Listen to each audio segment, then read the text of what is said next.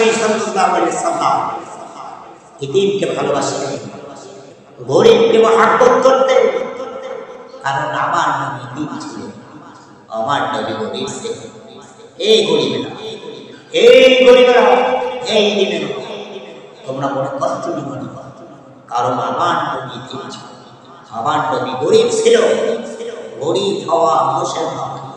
আল্লাহর নবী সাল্লাল্লাহু আলাইহি ওয়াসাল্লাম গরিবকে মহব্বত করতেন। গরিবের বেশি নারাজ করতে হবে না। যদি যোগ্য হয় তাহলে হজ করতে হবে, যদি যোগ্য না হয় হজ করা লাগবে, রোজা রাখবে, 5 ওয়াক্ত নামাজ পড়বে, সঠিক কথা বলবে এবং হালাল কাজ করে হালাল খাবে, ইনশাআল্লাহ আল্লাহ রাব্বুল আলামিন তোমাকে জান্নাত দিয়ে দিবে।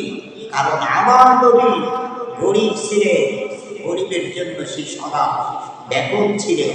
আল্লাহর নবী সাল্লাল্লাহু আলাইহি ওয়াসাল্লাম একদিন ঈদের ময়দানে যাচ্ছিলেন, তার পালক পুত্র যায় সঙ্গে যাচ্ছিলেন। কিছুদিন যাওয়ার পরে দেখে একটা শিশু বাচ্চার কান্না।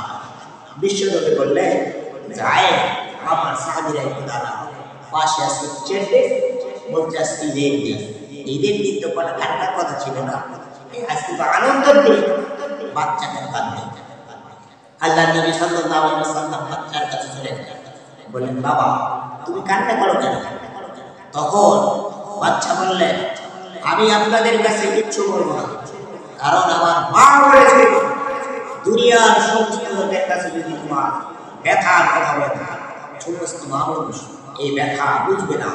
তুমি বলবা একমাত্র বিশ্বনবী সাল্লাল্লাহু আলাইহি ওয়াসাল্লামের কাছে, সেই তোমার মনে ব্যথা বলবে। তো হে পৃথিবী, আমি তোমার কাছে, তোমাদের কাছে আমার মনের ব্যথা বলবো না, কারণ গরিবের কষ্ট দেখে ধনীরা হাসি পায়, দুর্বলের কষ্ট দেখে